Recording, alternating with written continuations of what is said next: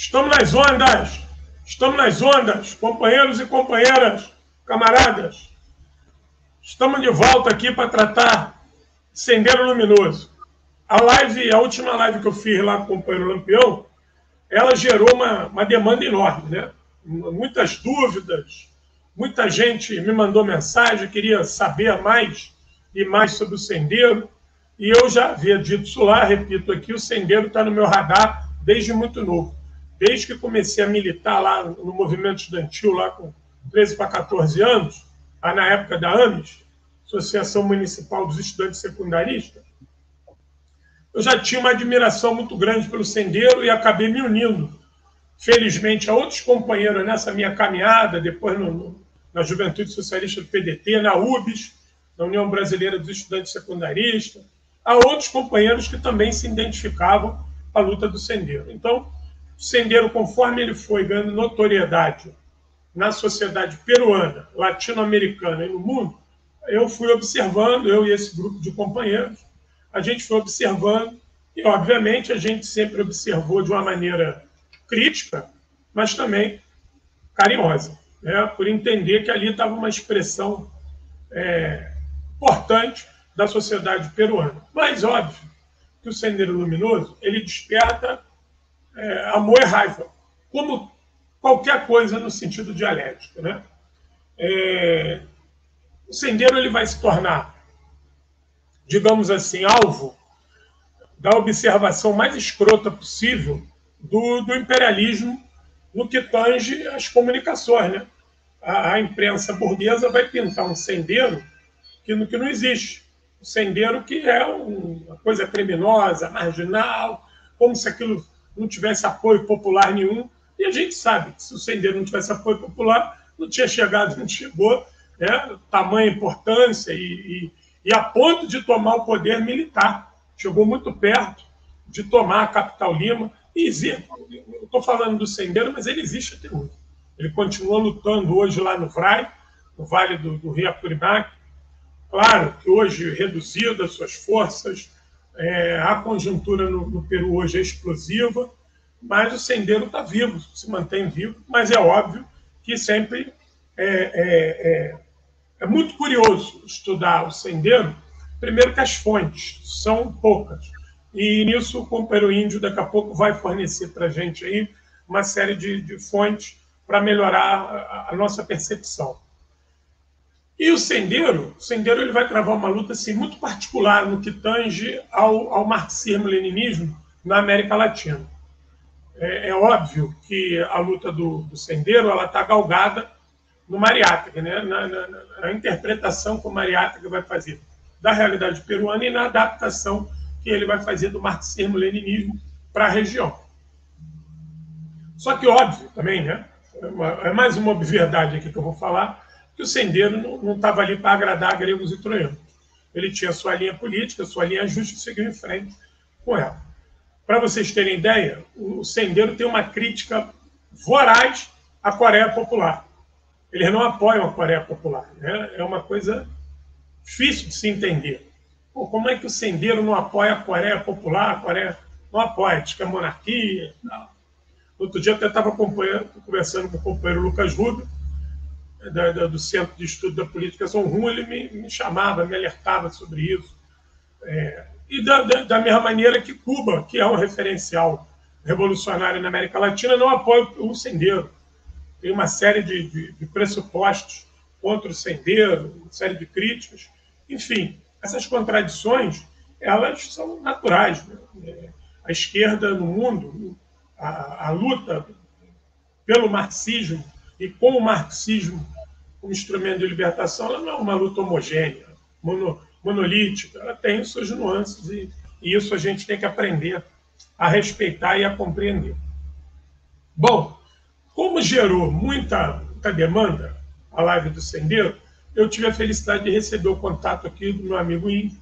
Índio é um nome fictício que a gente está usando, é um companheiro muito próximo dessa questão do Sendeiro Luminoso, muito próximo, estuda há muito tempo, participa aí de uma série de movimentos de apoio à luta guerrilheira, então ele não pode aparecer, não pode, não quer e não deve aparecer, e a gente vai preservar aqui a imagem dele, o nome dele, mas mais importante que o nome e a imagem dele é o que ele tem para dizer sobre o Sendeiro, e foi ele que me contatou. João, faltou falar isso, e eu entendi a angústia dele, porque ele é uma pessoa que está estudando aí o Sendeiro há 40 anos. Então ele sabe de muita coisa que eu não sei e que nós não sabemos.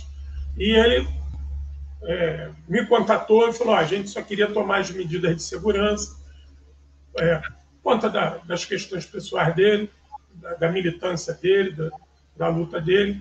Falei: não, camarada, a gente vai fazer aí de uma maneira de preservar o máximo possível. Vamos para um lugar neutro, você vai para um lugar neutro e a gente tenta gestar aí câmera, som, e a gente evita qualquer conexão online no primeiro momento, e vamos embora.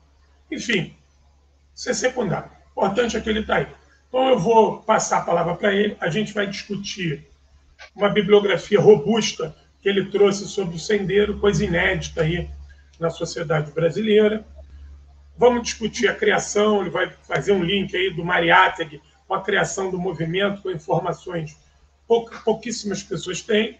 Vai desenvolver a questão da luta guerrilheira e depois a gente termina aqui falando dos dias atuais e a realidade explosiva do Peru. Tá bom? Então, estamos nas ondas, dessa vez, Sendeiro Luminoso, parte 2. Camarada Índio, o microfone é seu. Bom dia, boa tarde, boa noite, companheiros e companheiras. É com muita felicidade que eu estou aqui conversando com vocês e tentando socializar algumas informações.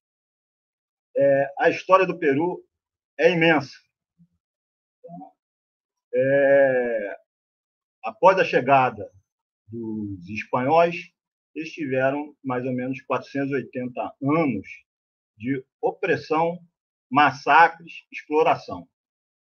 Quando o Partido Comunista do Peru, em 1980, decide começar a luta armada, eles não estão provocando o sistema, eles estão respondendo ao sistema capitalista no Peru e daquela oligarquia. Para começar a falar sobre o Peru no século XX e XXI, nós temos que chegar no José Carlos Mariátegui. Tá? Ele estudava, mas por questões de doença, a mãe levou ele para Lima, internou ele num hospital.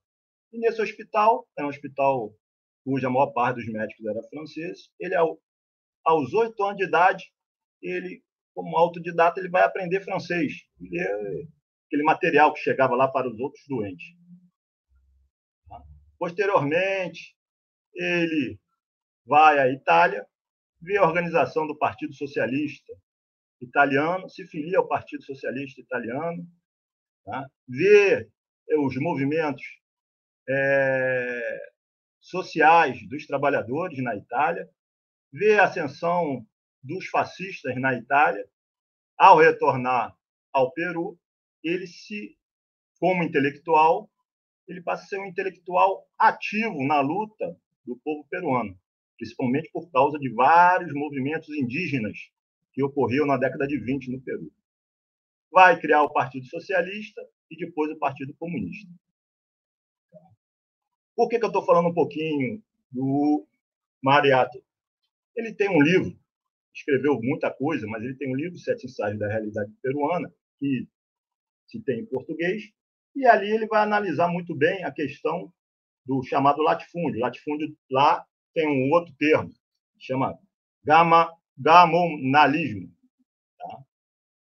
Só para vocês terem uma ideia, essa oligarquia na década de 20, mais esses latifundiários, eles vão incendiar mais de 200 escolas comunais e matar mais de 112 professores indígenas. Então, você já vê como é que a elite peruana trata a questão da educação. Década de 40, década de 50, década de 60, vai ser aquelas lutas que nós tivemos de toda a América Latina, de se tentar organizar os trabalhadores, tanto da cidade quanto do campo. Em 1964, O Abimael Guzmán vai ser convidado pelo reitor da Universidade de Huamanga para ser professor no curso de Ciências Sociais, ministrando a matéria de filosofia. Ele aceita. Nessa época, a divisão do partido já tinha ocorrido, a divisão do Partido Comunista peruano, em 1964, e existia um núcleo do partido em Ayacucho. E a partir desse núcleo pequeno é que vai ser criada toda a estrutura que posteriormente vai ser conhecida como Partido Comunista do Peru, entre aspas, Sendero Luminoso. Certo? Eu vou dar, antes de iniciar, vou dar algumas fontes para as pessoas que queiram pesquisar. A principal fonte é o cedema.org. É o Centro de Documentação de los Movimentos Armados, que fica na Espanha. Eles têm vários documentos oficiais do Partido Comunista do Peru e de outras organizações do Peru e da América Latina. Então, o primeiro documento que eu gostaria que vocês depois lessem seria Para Entender a Mariátegui, feito em 1º de janeiro de 1968. Então, vocês já veem. Quem fala sobre isso é o próprio Abimael Guzmán, tá? Numa palestra dentro da universidade. Então, vocês já veem a preocupação dele com a questão do Mariátegui. As primeiras guerrilhas, o Héctor Bejar, que foi preso, junto com elementos do Partido Comunista do Peru, ele relata que os presos políticos do Partido Comunista do Peru, na prisão, eles decoravam os 7 ensaios da realidade peruana. Então, falar que eles desconheciam os estudos feitos por Mariátegui é complicado. Desconheciam. Existem vários documentos, depois eu vou tentar citar alguns, conforme for a época. Tá? Em 1970, no 1º de maio de 1970, existe um documento dele chamado América Latina, Guerra Popular. Então, você já vê eles direcionando. Existe uma falsa realidade, achando que eles foram,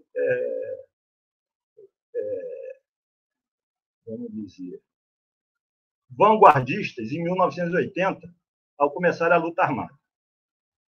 Não. Eles fizeram um trabalho político de mais ou menos 15 anos na região de Ayacucho, departamento de Ayacucho. Departamento seria como se fosse o Estado. O departamento de Ayacucho tem mais ou menos 143 mil quilômetros quadrados. Região de montanhas, Andes, com montanhas de 2, 3 mil metros ou mais. Para vocês terem uma ideia, o Rio de Janeiro seria mais ou menos 41 mil quilômetros quadrados, 42 mil quilômetros quadrados. Então, seria Ayacucho, sozinho, seria maior do que o estado do Rio de Janeiro. Sendo que é onde se concentrava a população mais pobre do Peru, uma das mais pobres do Peru. Então, com vários problemas sociais. E também com várias questões de etnias naquela região. Eu vou ditar primeiro alguns nomes de livros que podem servir para as pessoas que forem estudar posteriormente. Tá? Alguns livros estão em português, outros estão em espanhol, mas são livros que seriam livros da esquerda à direita, em termos ideológicos, mas que você pode utilizar e aprender grandes observações. Então, gostaria de primeiro fazer um elogio a um livro que foi editado no Brasil em 1981 por João Batista Berardo, chamado Guerrilhas e Guerrilheiros no Drama da América Latina, Edições Populares, São Paulo, 1981. Esse livro é um livro básico para quem quiser conhecer a luta de vários movimentos na América Latina. E tem uma parte lá sobre o Peru. Um segundo livro, Hugo Blanco, Terra ou Morte, feito pela editora Versus, Primeira edição em 1979. Terceiro livro, Eduardo Galeano, 3 volumes da Memória do Fogo, edição de 1988, editora Nova Fronteira. Quarto livro, Sendeiro Luminoso, Peru, de 2 franceses, A. Hertors e A. Labrousse, editora brasileira, 1990. Quinto livro, Sendeiro Luminoso, organizado por Henrique Amaio, editora Vértice, 1988. 6. José Carlos Mariátegui, de Hector Alemômanda, Brasiliense, editora 1983. 7. Fogo nos Andes, Sendeiro Luminoso, Fogo nos Andes, Rosana Bonte.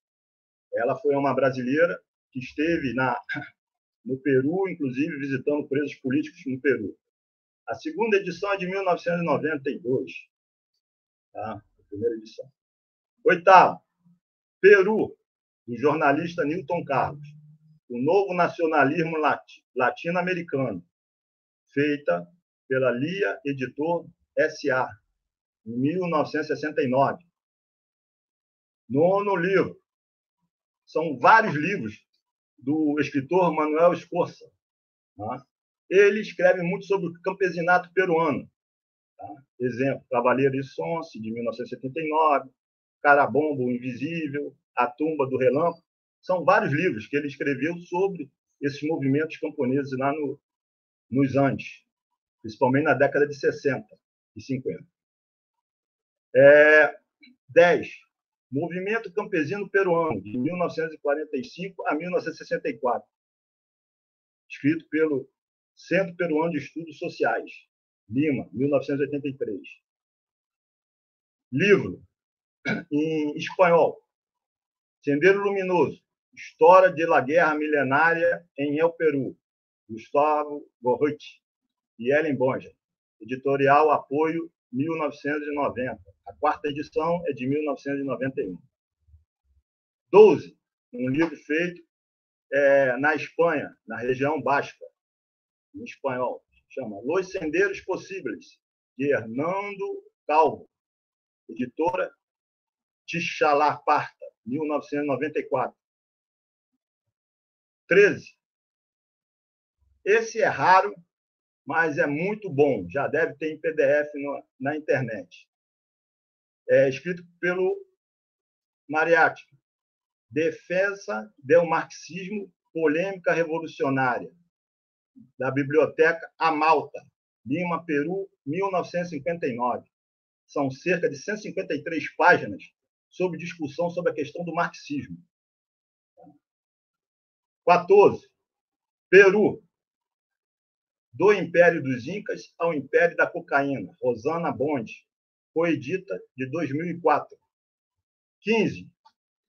O golpe de 1968 no Peru, do caudilismo ao nacionalismo, do Major Victor Villanueva, edição de 1969. Vai falar sobre o golpe militar nacionalista no Peru, de 68. 16. Guerreiros em El Paraíso, com William e Merlin Hoffer.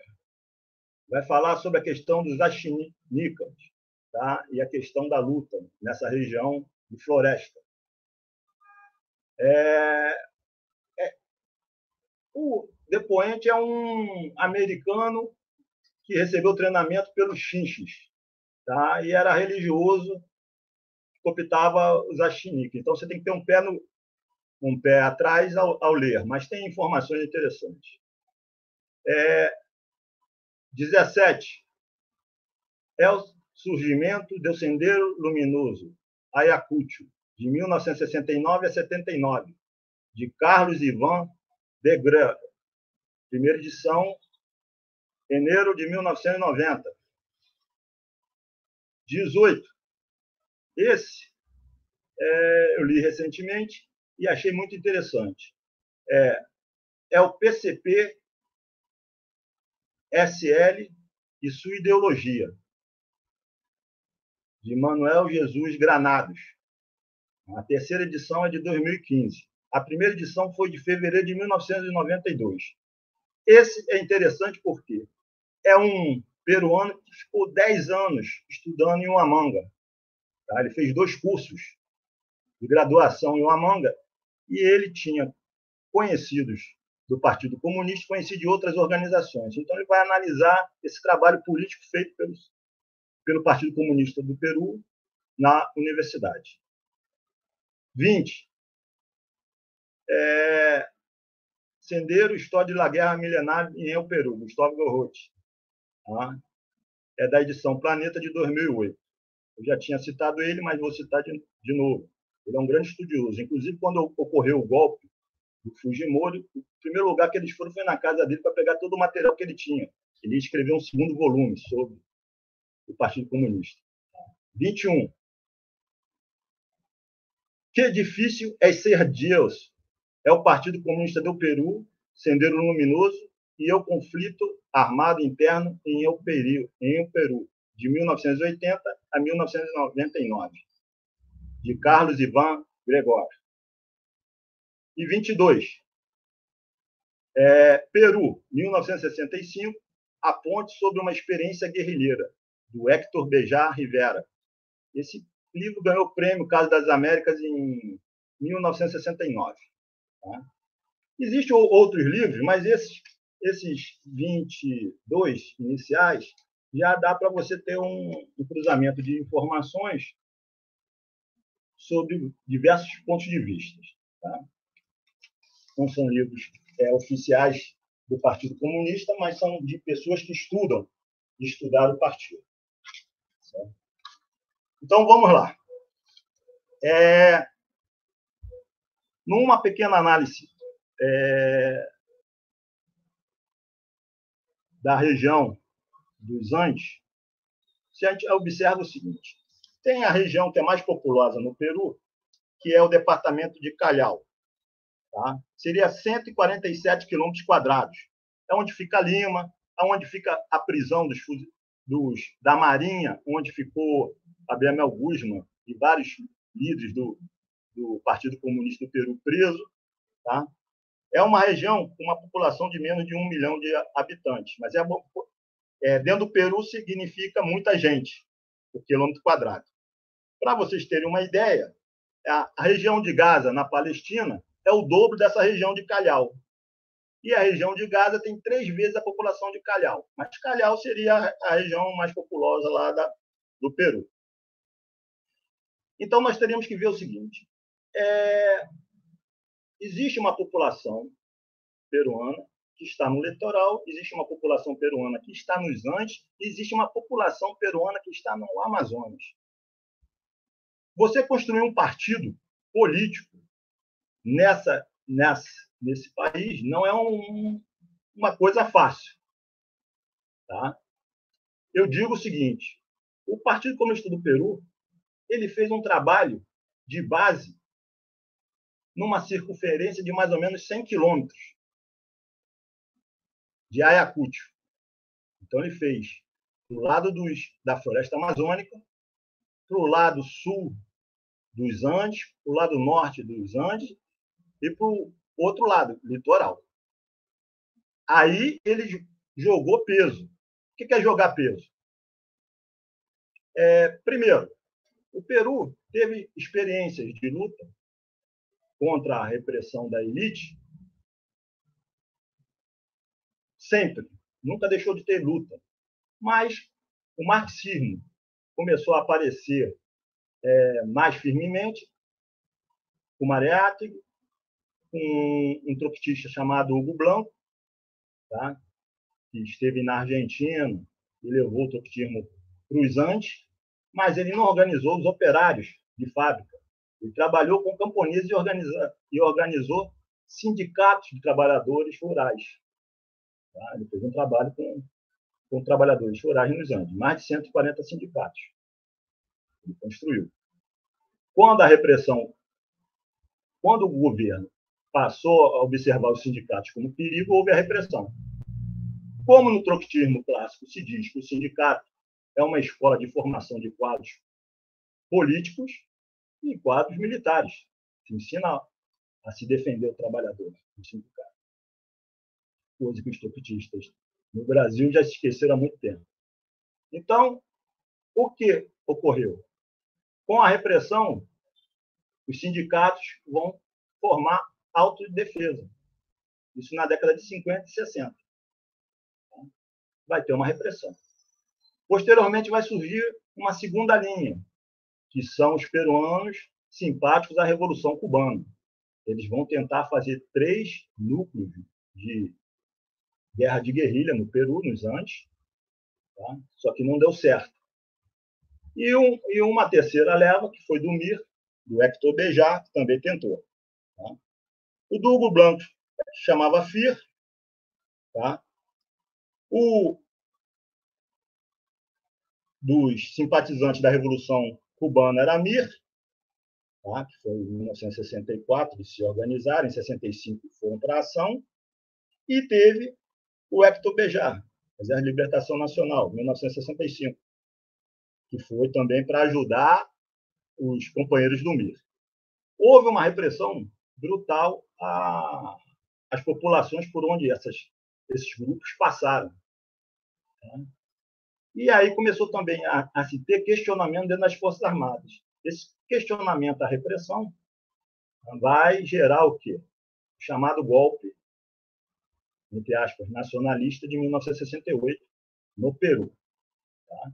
É importante estudar esse período no Peru, porque o grande camarada Hugo Chávez, quando estudante, esteve no Peru nessa época dos militares nacionalistas.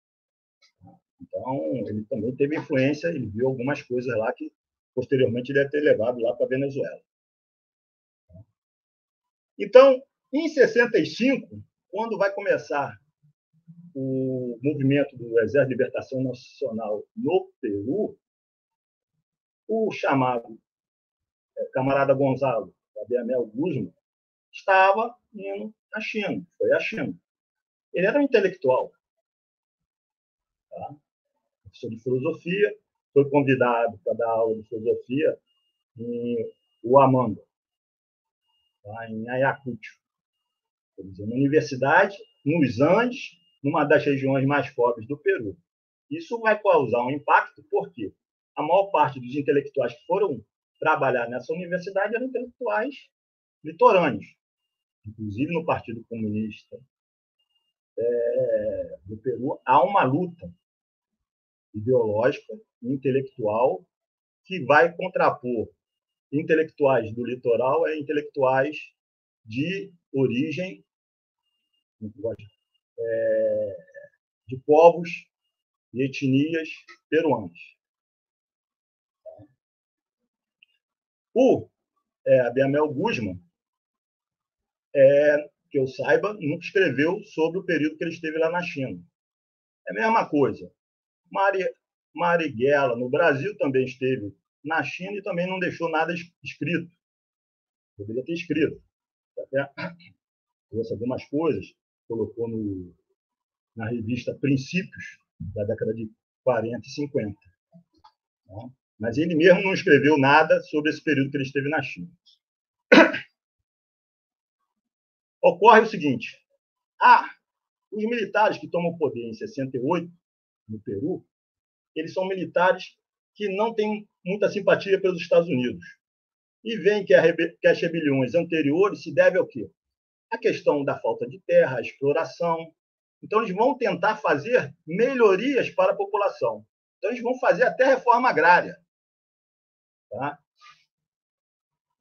De um jeito de diminuir as desigualdades sociais. Tá? A esquerda se divide com relação a determinadas coisas. Uns apoiam, outros não. O Partido Comunista do Peru tentava organizar bairros e a população local. Ao ver assim, a grosso modo, o que me chamou a atenção em Ayacucho, me chamou a atenção também com relação ao movimento estudantil e popular de Oaxaca, no México. A Universidade de Huamanga o trabalho político. Tinha o trabalho político dentro da universidade, mas tinha uma ligação muito forte com a população local. Cursos noturnos, cursos para a população da região, alunos que eram dos 3 departamentos andinos estavam lá, tinha alunos também do litoral, tá? Mas era diferenciado. Era uma cidade de 50 mil habitantes nessa época, cidade pequena. Tá? Se você for comparar 50 mil, uma universidade, e aí funciona em torno também da universidade. Então, houve momentos em que os governos peruanos tentaram dar com a universidade. E isso é tirar o quê? Um viés econômico daquela população.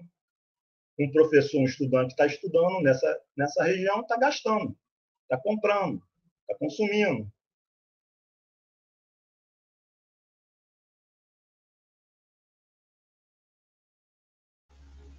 Índio, o teu som deu aquela variada. Continua falando aí que eu estou com o pessoal aqui, até o teu som voltar aí. Entendeu? Deu uma variada aí. Isso deve ter sido por conta do... Então, houve movimentos populares contra o fechamento da Universidade de Huamanga. E nesses movimentos populares, todas as forças de esquerda tentavam ter a sua influência. Então, até a década de 1970, o Partido Comunista do Peru, que, entre aspas, Sendero Luminoso, está fazendo um trabalho de massa nessa região. Tá? Como eu falei, um dos documentos dele, de 1970, América Latina, Guerra Popular. Então, eles ainda estão se organizando e fazendo uma propaganda de uma possível guerra popular. Tá? Posteriormente, vai se ter períodos altos e baixos para o partido nessa região. Eles vão ganhar entidades, perder entidades, tá? Vão se aglutinar quando perdem e vão ficar mais ideológicos. Então, a década de 70 é uma década que deve ser estudada para poder compreender o surgimento e o início da luta armada em 1980. Né? Em 79, até a Constituição no Peru. Em 1980, a Terceira República do Peru, na qual o Partido Comunista do Peru contesta. Fala, essa Terceira República não vai ajudar o proletariado a acumular forças. Né? Temos que organizar a população. E aí vai entrar uma coisa que é importante a gente estudar. Não está muito em moda no Brasil estudar isso, tá? Mas a questão da guerrilha, ou como tática, ou como estratégia. Tá? A guerrilha não foi inventada por marxistas, não foi inventada por Lenin, mas Lenin escreveu sobre isso. Não foi inventada por Mao, mas Mao escreveu sobre isso. Não foi inventada pelo Che, mas Che escreveu sobre isso. Não foi inventada pelo Giap, mas o Giap escreveu. Tá? Então, a guerrilha, como o nome é uma de origem espanhola, foi quando os franceses invadem a Espanha, o rei foge, mas o povo fica e luta contra os franceses. Daí vem essa palavra, guerrilha. Mas a guerrilha, muito antes de Cristo, já se utilizava. Tá? Os povos do Brasil, do litoral, tá? Os tupis, fizeram muita guerrilha. Vários povos indígenas fizeram guerrilha, os guaranis fizeram guerrilha, os caiapó fizeram guerrilha, e por aí vai. Tá? Lampião fez guerrilha, e por aí, muitos outros. Tá? No Peru, existem vários exemplos desse tipo de luta. Dentro do marxismo clássico, a gente tem o exemplo da Revolução Russa, tá? Que se utilizou de militares que lutaram na Primeira Guerra Mundial, organizaram eles no Partido Bolchevique, e eles vão fazer o quê? O levantamento, a insurreição urbana, greve, etc, etc. No Peru, os Andes concentram 35% da população, concentravam.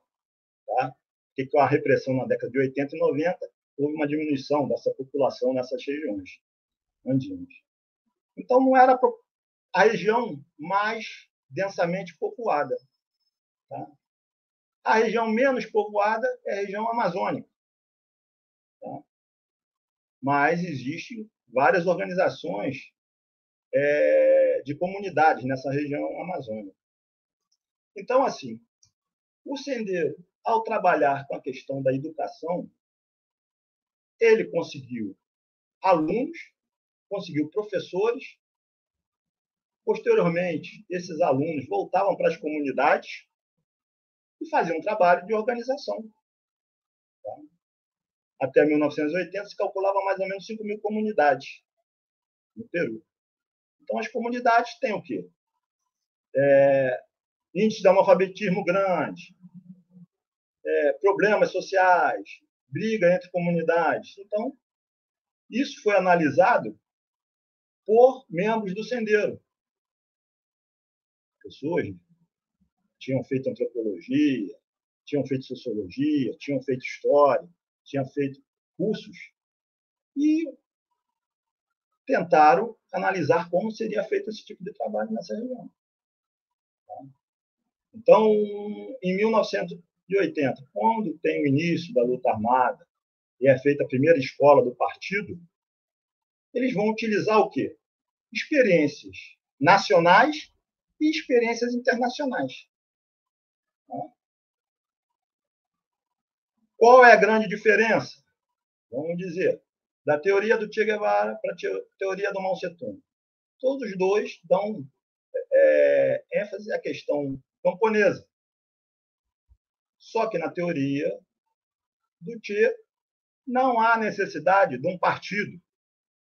Você vai ser um militante político e militar. Na teoria do Mao, é diferenciado. Existe a necessidade de se ter o partido para se depois ter um movimento armado. O partido comanda o fuzil, e não o fuzil comanda o partido. Tá? O Abel Guzmán talvez não tenha dado um tiro na vida. Ele era um secretário-geral de um partido. Ele era organizador de um partido. Tá? Em termos de documento, se vocês entrarem lá no cedema.org, vocês vão ver a quantidade de documentos muito bem escritos. Vocês vão observar que são marxistas que estão escrevendo, cara que tem conhecimento. Então, dentro daquela realidade, eles foram vendo o que poderia ser feito. Só que existe uma coisa. Quando você começa uma revolução, às vezes não dá tempo para você respirar e curar os ferimentos, ver o que foi certo ou errado. E até mesmo fazer uma autocrítica. Porque o processo é porrada atrás de porrada e os caras atrás de você. Então, no Peru, os caras começaram um movimento de uma determinada forma.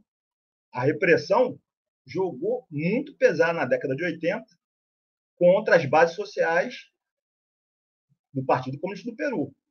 Tanto que mais de 45% dos mortos, que eles dizem que foi culpa do Sendero Luminoso, é base social do Partido Comunista. Tá? A repressão perdeu lá uns 30%, outros perderam mais 30%, mas a maior parte dos mortos são o quê? Base social do Partido Comunista. Isso a gente vê. Por exemplo, falar o Sendero foi responsável por morte de 80 mil pessoas no Peru. Tá, e ninguém fala dos 200 mil mortos a partir do golpe de 1954 dos Estados Unidos na Guatemala? Qual que é o pior? A Guatemala sofreu repressões brutais, até os Estados Unidos deixou de dar ajuda econômica e militar para a Guatemala, de tão brutal que foi a repressão. Tá? E contra etnias. No Peru, existe uma coisa chamada racismo. A gente fala racismo, a gente pensa nos Estados Unidos, pensa no Brasil. Será que América Espanhola não existe um racismo contra as populações originárias e nativas? Existe. E a repressão também não vai ser racista? Sim. Quem é que você acha que eles mandavam para os Andes reprimir as bases sociais do Partido Comunista do Peru? Pessoas do litoral, mestiços, pessoas que não tinham ligações familiares nem culturais com os Andes. Manda para lá e mete fogo. Tá? Tem um filme que saiu na década de 90, 80, na Espanha, chamada Boca do Lobo. Você vai ver como é que é baseado num fato real, mas que você vê que tem racismo. 2 soldados vêm em uma festa tradicional, numa cidadezinha, resolvem entrar. Os familiares daquela festa expulsam os caras. Os caras vão aonde? Vão pedir reforço, falando que estavam fazendo uma festa de comemoração ao Partido Comunista do Peru e estavam dando grito, viva o comunismo, viva o presidente Gonçalo. E aí vai começar toda uma prisão, tortura, morte de camponeses. O governo também vai fazer o quê? Vamos dividir essas etnias, vamos colocar grupo contra grupo. Não existe possibilidade de ter neutralidade. O cara que é neutro é do Partido Comunista. E aí vai ter o quê? Uma guerra suja. Foi na década de 80 e década de 90. E em determinadas áreas continua até hoje. Houve acertos e houve erros nesse tipo de luta. Como eu falei, às vezes, o erro você não tem como reverter. No processo de luta, o erro vai ficar como erro e você vai ter que levar esse erro para o resto da vida. Mas eles conseguiram coisas fantásticas. Por exemplo, chegaram a ter mais de 20% do território, começaram a descer o litoral, chegar a Calhau, Lima, sabe? Que era vamos dizer, seria a área mais industrial, mais populosa, mas também conservadora, com forte repressão, fortes esquemas de vigilância. Tá? Conheci peruano de Lima, que chegou a visitar a área de controle. Os caras tinham Lima toda mapeada por mapa e pontinhos vermelhos, azuis. Tinha ruas que eles não podiam passar porque sabia que tinha base do Partido Comunista do Peru. E eles controlaram isso. Tá? Não existia ainda o computador. Na década de 80 não existia toda a tecnologia, mas na década de 90 já tinha. Tá? Então foi um controle total. A prisão do Abel Guzmán na capital mostra algumas coisas que seriam equivocadas. Por exemplo, se Abel Guzmán tivesse no interior do Peru, talvez estaria livre até hoje, como foi o caso do Tiro Fijo na Colômbia. Nunca a repressão conseguiu pegar ele. Tá? Mas a gente também não sabe quantas vezes ele foi a Bogotá. E se ele foi a Bogotá, ele foi rápido. Morreu de velho, né, meu querido? Morreu de velho. O nosso querido Tiro Fijo. Ele tem livro escrito. Aconselho aos brasileiros lerem em espanhol o que ele tem escrito. Tá? Então, o que acontece? O Abel Guzmán, existe um livro chamado A Quarta Espada, acho que é peruano. Ele cita, agora não vou lembrar a página, uma discussão sobre Marighella, feita pela mulher do Abel Guzmán e do Abel Guzmán. Eles fazem crítica a uma questão de Marighella com relação à questão urbana, tal. Tá? Mas não vou entrar no caso disso. Dizem que ele está a acelerar o processo da revolução e de uma possível insurreição em Lima. Mas após a prisão dele, vai ocorrer o quê? Uma queda de várias pessoas do Comitê Central e não houve uma recuperação disso. Tá? Às vezes, um erro tático Camarada, eu acho que o erro ali foi estratégico, na questão da prisão do camarada Gonzalo, do presidente Gonzalo. Mas o que me chama a atenção é como essa prisão do camarada Gonzalo desencadeou uma série de outras prisões e mais, como é que o Sendeiro, tão grande, né, já com um volume militar grande, não consegue deter, estancar essa derrota. Ele vai sofrendo uma série de retrocessos políticos e militares a partir daí, sem conseguir fazer uma linha de segurança. A gente lembra que a Farc teve quase seu comitê central destruído naquele ataque dentro, lá na fronteira, já com o Equador, né? E a Farc continuou firme, ela estancou algumas infiltrações ali, que mataram uma série de comandantes ali naquele período, mas eles conseguiram estancar aquilo ali e estabilizar. Mesmo infiltrados, mapeados, e eles não conseguiram. Não conseguiram. Mas não conseguiram. Toca, Índio. E aí o que acontece? Vai surgir desafios que vão tentar dar resposta ao governo Fujimori. Tá? Existe uma coisa que, por exemplo, aqui no Brasil, o pessoal não fala, mas quando o Fujimori deu o golpe lá em 92, teve gente, PSDB, que apoiou. Tá? Então, houve fechamento do Congresso, houve repressão, houve a prisão e brasileiros, os chamados partidos liberais, apoiaram esse golpe. A partir daí vai começar uma série de outras coisas. Hoje já se sabe que até o Pablo Escobar fez doação de $1 milhão para a campanha do Fujimori. Posteriormente, o chefe da inteligência peruana, me fugiu agora, Montesinos, fez uma transação de armamento de mais de 10 mil fuzis e tentar vender para o pessoal da Colômbia. A partir daí, ele perde a moral e aí vai ser preso, eu não sei nem se está vivo hoje, tá? Mas o Montesinos sabe muita história do baixo nível da CIA, da repressão dentro do Peru. Então, certamente, no futuro, nós teremos acesso às coisas que foram feitas. Mas, certamente, não foi feito uma repressão, vamos dizer, dentro do respeito aos direitos humanos, a prisão de quem é chefe político, chefe militar, todo mundo foi considerado o quê? Terrorista e detonado. Terrorista é o termo que eles usam para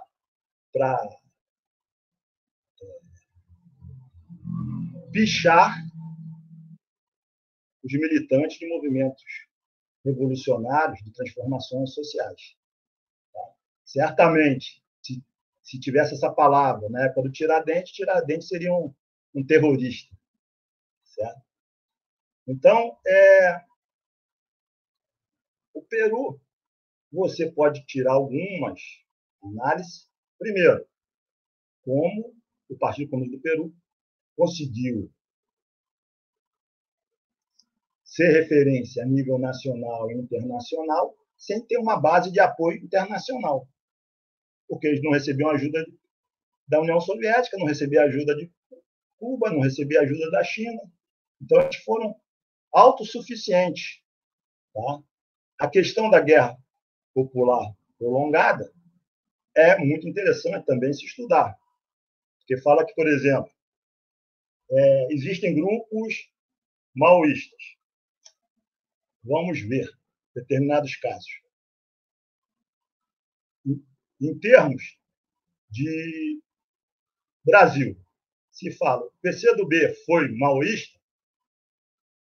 Vamos lá. PCdoB foi maoísta?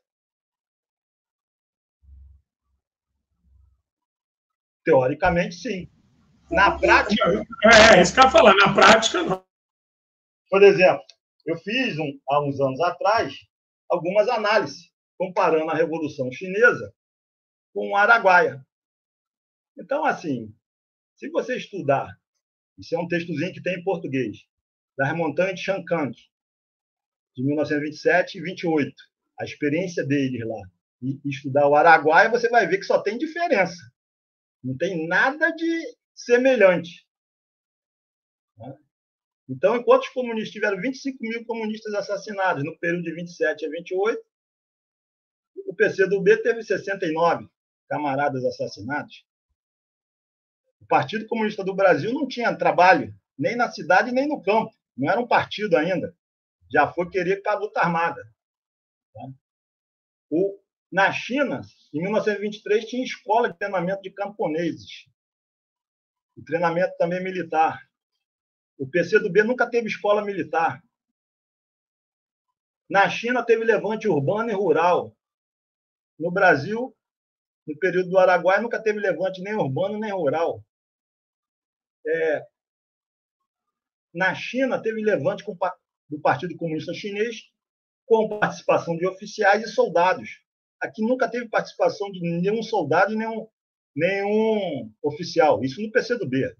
Tá? O PC chinês tinha cerca de 58 mil filiados. O PCdoB tinha cerca de 1.000 filiados. O PC da China teve assessoria externa na cidade e no campo, que foram os alemães. O PCdoB nunca teve assessoria. E os caras que foram à China voltaram, só uns 2 ou 3 participaram do Araguaia. E por aí vai. Tem mais de 28 diferenças que eu poderia citar sobre o PC da China e o PC do B, que era considerado um maoísta. Certamente, se você for fazer uma comparação do Peru com o movimento chinês, tem coisas que eles adaptaram à realidade deles, mas tem coisas que não estão ali na chamada teoria. Tá? Eu observei assim que dá para você fazer algumas divisões dessa história do comunista do Peru e colocar dentro de um contexto da teoria maoísta. Então, vamos colocar, de 1965 a 70, você pode colocar os escritos sobre partido Mao, tá? Que caem como uma luva. Então, no Peru, de 1965 a 70, você pode colocar isso escrito por Mao. Sobre o partido.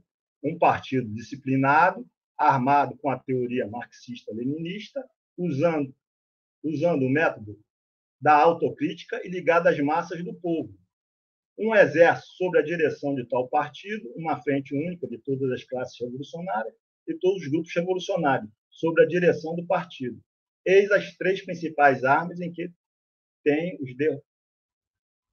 temos derrotado o inimigo. Isso é um escrito de Mao, que isso aí se aplica ao Partido Comunista do Peru. Eles tentaram na década de 80. Começaram em 65, mas tentaram na década de 80 fazer as 3 armas principais. Tá? De 1970 a 77, no Peru, você pode adequar trechos do Mao sobre a questão do estudo, sobre a questão do conhecimento, que era uma época que eles estavam aprendendo. Tá? E nos outros períodos, de 1977, e prática do Mao Tse-tung, você vai ver ali que isso tem a ver com a questão do maoísmo. Então, os peruanos tentaram inserir a questão do trabalho de massa e da prática. De 1980 a 83, falar sobre a Revolução, eles também tentaram colocar várias coisas. De 1983 a 86, no Peru, Revolução e Contra-Revolução, que existem escritos no livro vermelho de Mao, que também cai certinho dentro do contexto peruano. E de 1986 a 90 avançar. Os peruanos conseguiram uma coisa. Os peruanos conseguiram uma coisa que foi chegar à segunda fase da teoria do Mao, uma fase de equilíbrio estratégico. E não conseguiram avançar para a terceira fase, que seria uma fase de ofensiva. Tá?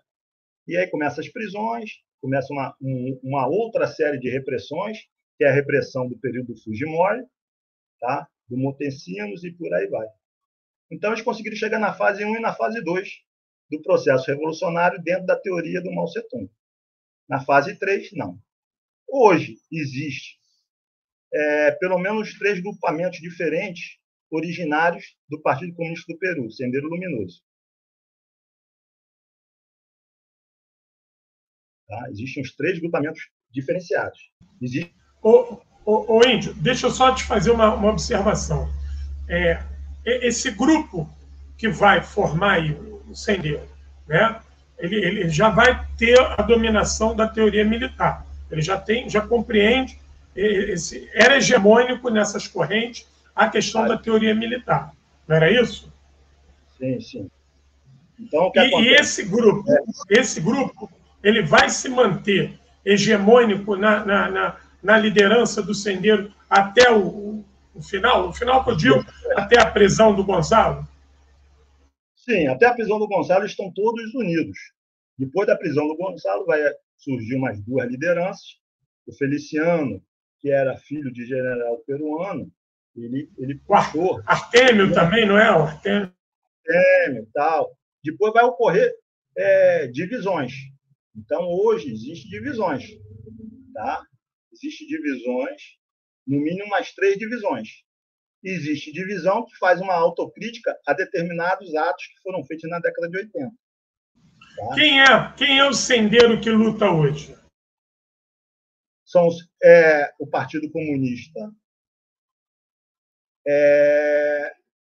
de grupos que atuam na região amazônica. Tá? Existe os que seguem a linha do Abel Guzmán, que estão na cidade, em termos internacionais, também é o que tem maior influência, porque vários peruanos que eram do partido saíram, foram para a Europa, foram para outros locais, e eles mantêm grupos. Tá? Então, são grupos que fecham ainda com as ideias do Abel Guzmán, presidente Gonçalo. Tá? Então, e existem grupos que se consideram gonzalistas, mas que não são aceitos por quem está no comitê central atual do Partido Comunista do Peru. Então, existe gonçalistas não aceitos, existe gente que critica determinadas táticas utilizadas pelo Gonçalo e pelo partido na década de 80. Tá? Então, tentando refazer um trabalho. Mas aí você sabe como é que é. Depois de uma repressão, talvez nunca mais você tenha a possibilidade de ter um novo avanço revolucionário. Por exemplo, o Partido Comunista da Indonésia. Década de 50, era um partido de 10 mil pessoas, na década de 60, chegou a quase 2 milhões de pessoas. Após o golpe de 65, nunca mais se recuperou. O próprio sistema fala que matou cerca de 1 milhão. O sistema falar, os caras que deram o golpe falar que mataram 1 milhão, você já tem uma ideia de quantas pessoas mataram. Tá? E aí, você, com um partido que está num pé, numa semi-legalidade, e um partido que você está no pé na clandestinidade, hoje o Partido Comunista do Peru está mais avançado que o Partido Comunista da Indonésia, que já teve 2 milhões de pessoas. Tá? A clandestinidade significa segurança. Tá? E essa segurança, hoje no Peru, é necessária. Tanto que, se você vê hoje as manifestações em defesa do presidente depois, já mataram 40 pessoas. Tá? Você vê que o sul do país, no Peru, está em conflito. Existem brasileiros que costumam viajar para lá, postam no YouTube as viagens. Um casal viajou agora, nesse período pós-golpe. Você observa as estradas, todas bloqueadas com muita pedra. De 5 em 5 metros você vê fileira de pedra. Lógico que depois eles vão tirando o carro passar. Mas você vê a quantidade, mobilização, bloqueio de estrada. No Peru é igual bloqueio de estrada no Equador. Na Bolívia, eles bloqueiam mesmo, pedra e tal, e estão lutando. Então, você vê já o Sul contra o golpe, mas eles não falam nada das outras regiões. Eu sei que em Ayacucho, a população tomou o aeroporto, teve mortos e tal. Tá? Em Ayacucho foi um território forte do Partido Comunista do Peru. Existe gente ainda lá? Existe, mas não pode ser um cara na legalidade, tem que ser um cara na clandestinidade, organizando a população e lutando dentro das possibilidades. Agora, na região amazônica, não. Na região amazônica existem ainda os grupos armados que atacam as forças de repressão. Então, deve estar ocorrendo, mas no Brasil não vai chegar notícia sobre isso. Então, assim, o que você pode tirar é o seguinte. Primeiro, o Abel Guzmán, presidente Gonçalo, não foi o primeiro maoísta da América Latina. Se você estudar, você vai ver que os paraguaios, após o golpe de 54, o Partido Comunista do Paraguai pegou uma linha de caráter maoísta. Se você for ver em El Salvador, na década de 70, Caetano Carpio, criador das Forças Populares de Libertação, também pegou a questão da guerra popular prolongada, né? E até grupos de caráter, de teoria, guevaristas. Por exemplo, o Exército de Libertação Nacional da Colômbia, em 72, eles tinham uma chamada Estratégia Guerrilheira. Livros, teoria sobre a tomada do poder. Estratégia Guerrilheira.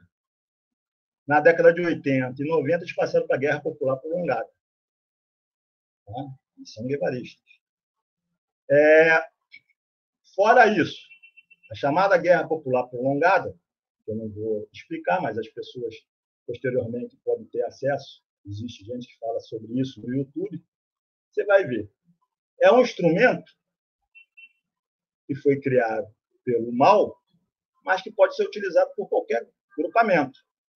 Exemplo, o Massoud, que é uma liderança no Afeganistão, Tajik, que já morreu, ele estudava era Giap, Mao Tse-tung e Che. Ele estudava os marxistas, era islâmico, não gostava dos soviéticos, mas para combater ele estudava isso. Tá? Então, a guerra popular prolongada ela pode ser utilizada ou adaptada por outros grupamentos, dentro da possibilidade. Então, por exemplo, quem diria que em El Salvador, 21 mil quilômetros quadrados, metade do estado do Rio de Janeiro, iria surgir um movimento de guerra popular prolongada, que foi a FPL do Caetano Carpio. Hoje, dos maoístas que fazem alguma lembrança do Caetano Carpio, seria o Partido Comunista. A FPL fez parte, o Índio, a FPL fez parte da Frente Farabundo, não fez? Sim. Foi a primeira organização a entrar em luta em El Salvador, no início da década de 70. Depois vieram as outras. Tá? Veio as de... A gente também tinha organização maoísta na Unidade Revolucionária Guatemalteca. Não tinham setores ali que reivindicavam o maoísmo e a guerra popular prolongada? A maior parte, por exemplo. Depois eu vou passar para você, para você tirar fotos. Eu estou com uma revista chamada Companheiro, do Exército Guerreiro dos Pobres, da Guatemala. Então, aparece eles contando as 4 frentes de luta deles. Então, é o nome das frentes. Frente Guerrilheiro Ho Chi Minh. Frente Guerrilheiro Comandante Ernesto Guevara. Frente Guerrilheiro Otto René Castilho. Frente Guerrilheiro Luiz Túcio Lima. Esse Túcio Lima seria um Lamarca de lá. Tá? Teve Túcio Lima e o Ron Sousa. Eles foram o quê? Militares que foram treinados na Escola das Américas, abandonaram o exército da elite da Guatemala e foram lutar. Um virou guevarista, outro truquetista, mas eles saíram para lutar. Quando está fazendo uma homenagem ao Ho Chi Minh, logo no departamento de Elquite, que é um departamento altamente indígena, lógico que os caras estudam isso. Sabe? A experiência do Vietnã foi utilizada no Peru. Existe no YouTube filmagem da tomada de uma base que está na floresta amazônica. Porra, se aquilo ali não tem Vietnã, pensando em Vietnã, é difícil. Tá? Então, o cara que vai atuar vai estudar, lógico. Eles não foram fazer curso no Vietnã, que não teriam condição de fazer esse curso, mas eles aprenderam. Mesma coisa. Camarada que estuda a União Soviética. Existe um livro chamado Comitê Clandestino, acho que é 3 volumes, que era um livro do pessoal de El Salvador. Então, eles estudaram como... Ô, Índio, olha aqui, eu tenho aqui o Comitê Clandestino Atua. Eu tenho aqui o Comitê Clandestino Atua, os 3 volumes dos movimentos guerrilheiros, da centralidade dos movimentos guerrilheiros na Ucrânia e na Bielorrússia, que tudo aquilo que eles fizeram, eles documentaram. Eles documentaram e davam retorno para Moscou. Inclusive, a famosa Guerra dos Trilhos, que vai ser promovida quando lança a Operação Bagration, a Guerra dos Trilhos, que eles lançaram em apoio a Bagration e lançaram em a Operação Kursk, contra a Operação Cidadela, é com base nesse documento. Depois da guerra, a União Soviética fez questão de pegar esse material, condensar, transformou nesse livro, e sabe onde é que você vai achar fragmentos desse manual que eu já li? Naquele manual que eu tenho aqui das milícias de tropas territoriais cubanas. Então, há uma similaridade muito grande, porque o manual de tropas territoriais de Cuba é para uma eventual invasão de Cuba, como é que você se descaracteriza enquanto cidadão e torna-se guerrilheiro, e como é que você muda a chave de exército regular para um exército de resistência, aproveitando o meio ambiente. E o Exército Vermelho, e uma vez eu vi o camarada Timoshenko falando isso, da FARC, nunca mais esqueci ele falar isso, que ele falou assim, nós usamos, o guerrilheiro, ele obrigatoriamente usa o terreno a seu favor e espera o desfavor do terreno funcionar contra o inimigo.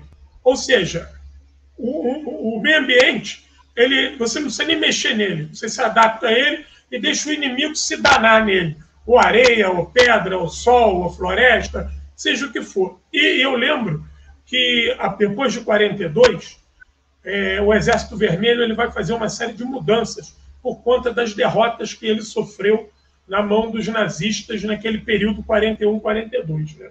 E isso não acabou em Stalingrado. Você ainda tem ali a Batalha de Rizhev, ali até o professor Adem Pereira fala muito bem da Batalha de Rizhev, estudou muito lá do Grupo de Estudo 9 de Maio, que ela é uma batalha emblemática, porque Rizhev são quase 4 anos de guerra. Uma cidade vai passar a guerra toda, quase que não perde ganho, um moedor de a Batalha de Rizhev foi chamada de um moedor de carnes. E o que acontece? O Exército Vermelho vai invocar uma coisa chamada ambiente em constante desenvolvimento. Ambiente em constante desenvolvimento. O que é um ambiente em constante desenvolvimento? É você estar numa região que ora ela está com sol, ora ela está com neve, ora ela está alagada, ora ela está com mato alto, ora ela está com mato baixo. Ou seja, você fincar o pé naquele terreno e se adaptar às variações de temperatura, pressão, clima, relevo. E isso foi uma coisa que eu vi que as guerrilhas aqui na América Latina passaram a adotar com muita sabedoria, e eu destaco 2 forças nesse sentido. O Sendeiro Luminoso e a FARC, o LN também, mas a FARC, por ser mais numerosa, né?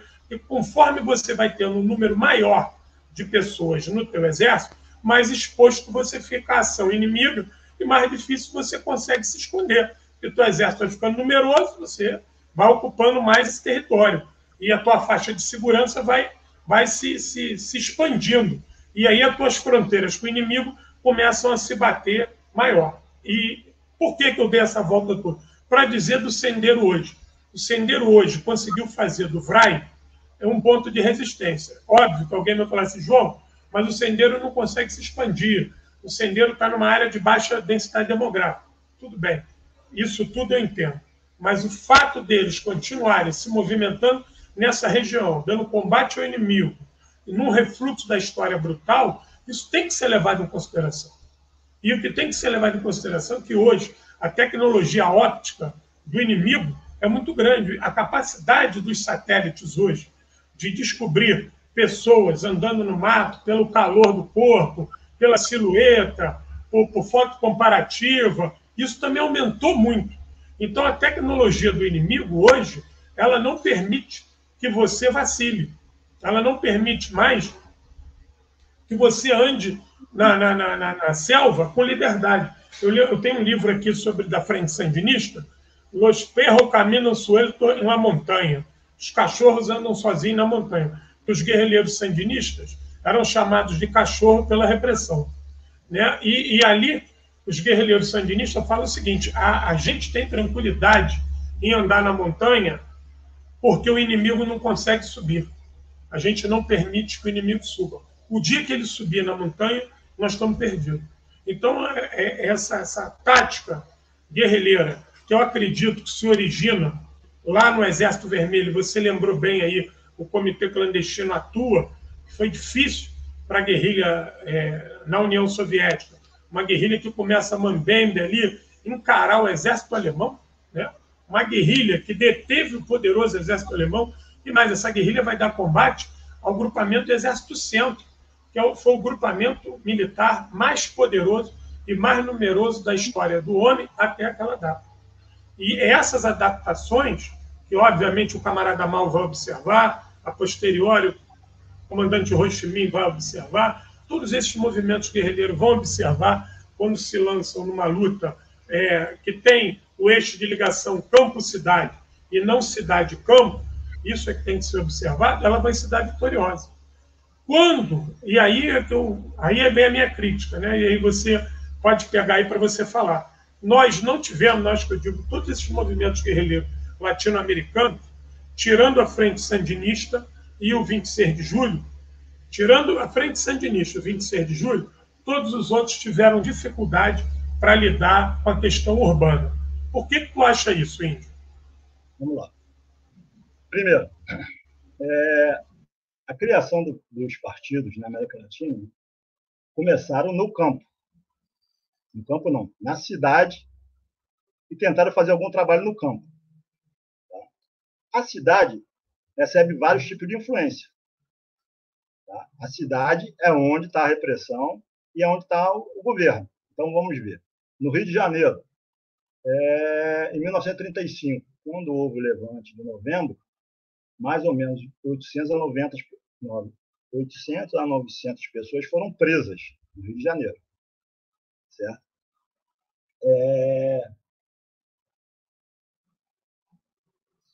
Na América Latina, o nível de consciência não era grande no início do século XX. Começou graças a europeus que foram expulsos da Europa, anarquistas, anarcossindicalistas, socialistas. E aí eles falavam no Brasil, depois Uruguai, Argentina e por aí vai. Tá? A questão de Cuba, na década de 50, pega o Batista desprevenido.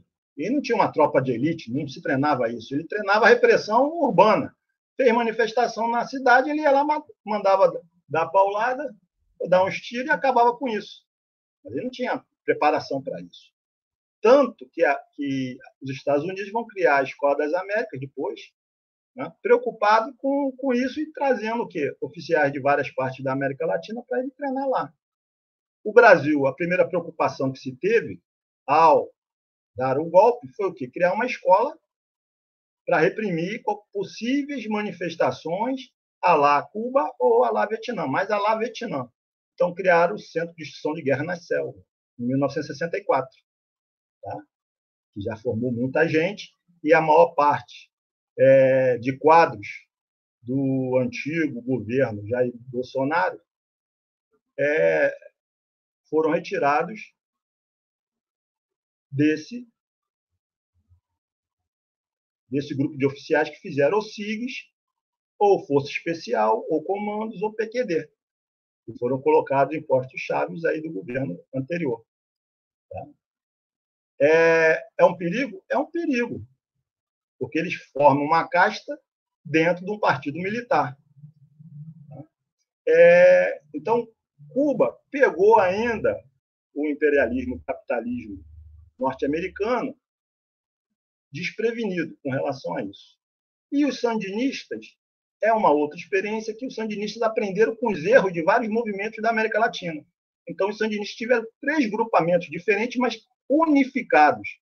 E tinha os insurrecionais, tinha a Guerra Popular Prolongada. Tá? Então, tinha 3 grupamentos estratégicos e táticos que eram diferentes, mas que se uniram na frente. Tá? E não ficaram divididos. Por exemplo, tentaram fazer isso na Guatemala e tentaram fazer isso em El Salvador. Tá? Por outros motivos, em El Salvador, a questão do acordo de paz e a questão da morte do Caetano vai trazer prejuízos para aquela revolução. Hoje, nós estamos vendo em El Salvador o quê? A militarização do país em nome de quê? De combate a gangues, que são gangues capitalistas, gangues que são frutos da guerra civil, pessoas que foram para os Estados Unidos, depois expulsas dos Estados Unidos, voltaram com aquela cultura de gangue, e eles hoje são um motivo de quê? Da militarização daquela sociedade. E não vemos a antiga Frente Farabu Martí com uma ideologia ou uma capacidade para combater essa militarização fascista de El Salvador. Na Guatemala, nós temos ainda pior. Na Guatemala, hoje, o presidente é um presidente evangélico. Tá? E, certamente, a questão dos direitos humanos na Guatemala ainda é crítica. Tá? Todo o trabalho que estava sendo feito para verificar os massacres feitos durante a ditadura, isso aí foi meio que desmontado. Os juízes que procuraram justiça também foram colocados de lado. Né? E a Guatemala, junto com El Salvador e o México, são territórios em que gangues dificultam o trabalho de organização popular. Tá? Eles não têm interesse, e certamente se chegar alguém despreparado para organizar massa nesses países, vai ser morto. O trabalho urbano é necessário, mas hoje, com o aumento da marginalidade capitalista, tem que ser pessoas que tenham um determinado conhecimento, um determinado preparo. Senão, serão mortos, como a gente está vendo. Nós tivemos aí o caso da Marielle, mas o caso da Marielle é um caso. Tá? Você vai na região rural, o que mais se tem é gente morta, principalmente nesses últimos 4 anos. Né? Lideranças indígenas, lideranças camponesas. Tá? Espero que esse atual governo faça uma força-tarefa para desvendar os vários assassinatos que ocorreram no Brasil de lideranças urbanas, não só da Marielle. Marielle foi um caso, mas existem vários casos aí que estão ainda em suspenso. O trabalho urbano é um trabalho necessário, mas existem várias influências que dificultam hoje o trabalho urbano. Hoje a gente já vê a influência do marginalismo, do capitalismo marginal, a influência de várias igrejas, tá? A influência do individualismo. Tá? Então, houve uma dificuldade em ganhar essa massa dos grandes centros urbanos. O Partido Comunista do Peru conseguiu muito, mas não conseguiu conquistar essa população do departamento de Calhau, Lima, da capital. Certamente, esses outros grupos de esquerda que não foram para o campo e faziam trabalho nessas regiões também não conseguiram. Tá? Hoje você vê... Índio, olha aqui, o teu prognóstico, a gente já está caminhando aí para terminar, o teu prognóstico, eu queria o teu prognóstico para o Sendero hoje, quero que você fale para mim, o que tu acha do futuro do Sendero hoje, dos movimentos guerrilheiros na América Latina como um todo, e a viabilidade da criação do 1, 2, 3, 4, 5 Vietnãs pela América Latina, do que o Che Guevara aclamava. Primeiro, com essa chamada onda rosa, a onda rosa dá uma ilusão igual aquela onda vermelha. Chegamos ao governo, né? Chegamos ao poder. Ao governo. A gente gosta de falar que chegaram ao poder, mas não chegaram ao poder, chegaram ao governo. Existe a necessidade de organizar a população. Os governos do PT anteriores não organizaram nem a população em partidos e nem organizaram os trabalhadores em sindicatos. Então, na hora que as forças conservadoras voltam ao poder, as forças populares não têm como barrarem. Segundo, existe uma ilusão com relação às questões das Forças Armadas na América Latina, e principalmente no Brasil. Hoje a gente já viu que os militares eles não fecharam na prática com os golpistas, mas nunca deixaram ninguém ficar 40 dias acampado em frente a quartéis. Então, existe uma organização, tá? Um partido militar disciplinado, que você não viu nenhum desses militares de baixa patente fechar com os golpistas, mas poderiam fechar. Tá? E aí, o governo Lula não iria segurar. Tá? É um governo que não tem plano B para nada. Tá? Ele está seguro agora.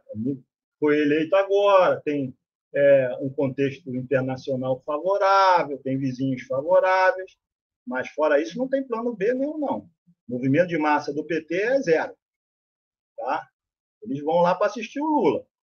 Mas fora isso, você não vê movimento de massa. UNE. O que é UNE hoje no Brasil? Tem presidente, mas massa?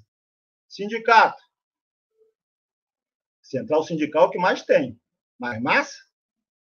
Tá? Então, não pode ter a ilusão que, chegando ao governo, você tem poder.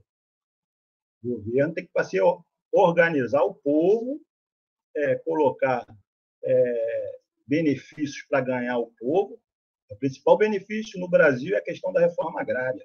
E a reforma agrária também nos outros países da América Latina. Enquanto não for resolvido isso, você não vai resolver a questão do aumento da população urbana, o desemprego, a miséria. Tem que se acabar com o latifúndio. Aquilo que o José Carlos Mariátegui falava já na década de 20. Tá? Isso não foi feito ainda no Peru. No Brasil, muito menos. O nível de organização popular aqui é menor.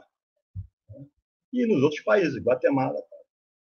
Depende da correlação. Hoje, a correlação de força vai ser um apaziguamento dessas massas populares. Tá? E o enfrentamento contra as massas neofascistas aí que estão sob influência ainda. Né? O Hitler chegou ao poder com, sei lá, menos de 20 milhões de votos. Foi uns 13, 15 milhões de votos em 1933. Hoje no Brasil nós temos 50 milhões de votos sem neurônio, sabe? Que está lá nos Estados Unidos. Tá? Inominável. Então, o que fazer para reverter esses 50 milhões? Sabe? Esses 50 milhões são os caras que estão representados ali na frente do quartel. Tá? Tem que cruzar as informações desses que foram presos, saber se eles têm religião, qual é o partido deles, se eles estão no CAC, se eles são integralistas, se eles são maçons. Não pode dar mole nem anistia para eles. O grande mal no Brasil foi essa questão da anistia. Juscelino Kubitschek deu 3 anistias. Pessoal. Pois é, rapaz. Quem refresca o cu de pato é lagoa. Pode dar mole para essa turma, não, Lacerda. Alfino. Tudo bem que eles são bucha de canhão, mas bucha de canhão tem que saber também que fez coisa errada, vai pagar. E que ele fale quem é que bancou eles. Eles foram bancados. Mas mesmo bancados, eles fizeram, durante 40 dias, uma movimentação que o Exército não mexeu um palitinho. Tanto que, por exemplo, se um morador de rua deitasse ali no gramado ali do Palácio Duque de Caxias, ali, na mesma hora ele era expulso. Os caras botaram acampamento, banheiro, carro, guarda municipal nunca deu uma multa no carro em cima da calçada, aprontaram, fizeram tudo. Nem guarda municipal, nem polícia militar do Rio de Janeiro e dos outros estados também fizeram nada. Só agora que o Lula subiu a rampa que eles foram fazer alguma coisinha, mas mesmo assim. E houve toda uma sabotagem no domingo que eles invadiram lá. Ver quem foram os policiais que estavam de plantão e punir todos os policiais. Se tiver oficial, também, punição exemplar. Tá? Não é possível que se destrua o patrimônio público, eles destruíram. Eles falavam lá do triplex do Lula, 1 milhão. Um quadro daquilo lá destruído, quase 10 milhões. Sabe? Então, punição exemplar para eles. E ver a relação deles com esses grupos. Tá? Igreja, maçonaria, partido, CAC. Tá? E chegar nesses caras também. Camarada Índio, olha aqui, seu prognóstico para o Sendeiro. O que tu acha? Tem futuro? Depende. Esse golpe aí, o golpe pode alimentar mais militantes para eles. Deixa eu te dar uma notícia aqui, que eu vi aqui agora. Peraí, vou ler aqui para você. No La Razão, acabou de sair aqui no La Razão, que eu estou monitorando essa questão do Peru, né? Os protestos acabam de chegar. Peraí, deixa eu te dizer aqui, ó. Peraí. Os protestos acabam de chegar. Peraí. Ó, os protestos acabam de chegar na região amazônica de Apurimac, Arequipa, ou seja, na área onde hoje do Sendeiro. Os protestos acabaram de chegar lá. A razão aqui está preocupadíssima. Sim, por quê? Porque se mandarem repressão, matar gente lá, eles vão levar tiro também. É diferente do sul, tal, né? Nessas regiões onde tem o Partido Comunista do Peru e o Braço Armado, certamente vai ter resposta. Tá? Existe a autodefesa desse pessoal. Tá? Então, mandar um batalhão de choque, não pode mandar um batalhão de choque, mas pode ser liquidado. O Partido Comunista do Peru, Sendeiro Luminoso, ele fez atividades de grande porte. Ele chegou a matar mais de 60 soldados de uma vez. Tá? Atacar a cidade, delegacia, a libertar presídio. Tá? Então, eles têm a tecnologia e o treinamento para liquidar contingente de tropas repressivas contra o povo. Tá? Finalizando. Camarada Índio, olha aqui. Quero te agradecer aí e quero que você mande aí suas considerações finais aí para essa turma que nos ouve aí. Temos que continuar socializando informações, aumentando o estudo. Tá? Por quê? O fascismo não acabou, o fascismo está no Brasil e em outros países da América Latina. Tá? E com o fascismo não se tem diálogo. Tá? Eles querem que a destruição do povo, das etnias, dos trabalhadores, das mulheres, das crianças. Então, com o fascismo, sem conversa. Tá? Para isso, nós temos que estudar, nos organizarmos e treinarmos. Tá? Pessoal, jogue um futebolzinho, dê uma corrida, aprenda a tirar uma pedra, e pedra também é autodefesa. Tá? Saudação vermelha para todos. Desculpa, se quiser aprender... Se quiser aprender a tirar outras coisas também, não faz mal, não. Pode aprender. Companheiros e companheiras, quero agradecer aqui a todos, quero agradecer a presença do meu companheiro Índio, que deu uma verdadeira aula para a gente aqui sobre Sendeiro Luminoso. Eu vou tentar depois pegar todas as indicações de bibliografia que ele deu, para mim botar aqui na descrição do vídeo, para quem quiser. Eu vou ver se consigo marcar com o companheiro Índio, para voltar outras vezes aí, ele tem um conhecimento muito grande nessa questão técnico-militar, né, no que tange movimento guerrilheiro, tática, estratégia, ocupação de terreno, modus operandi, muito estuda isso há muitos anos, né? Eu sei que ele tem umas... É difícil achar ele, não é fácil achar o companheiro índio para poder conversar, ele é muito ocupado, corre daqui, corre dali. Ele está sempre correndo de alguma coisa ou de algo. Então, hoje eu consegui ter ele aqui e vamos embora. Agradecer a todos vocês aí, mais uma vez.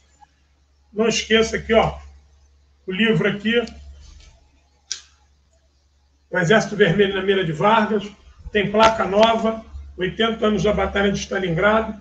Curte lá no Instagram, @Guerra Patriótica. Estou lá no Twitter também, @João Pitilo. Vamos em frente, que atrás vem gente. Ura!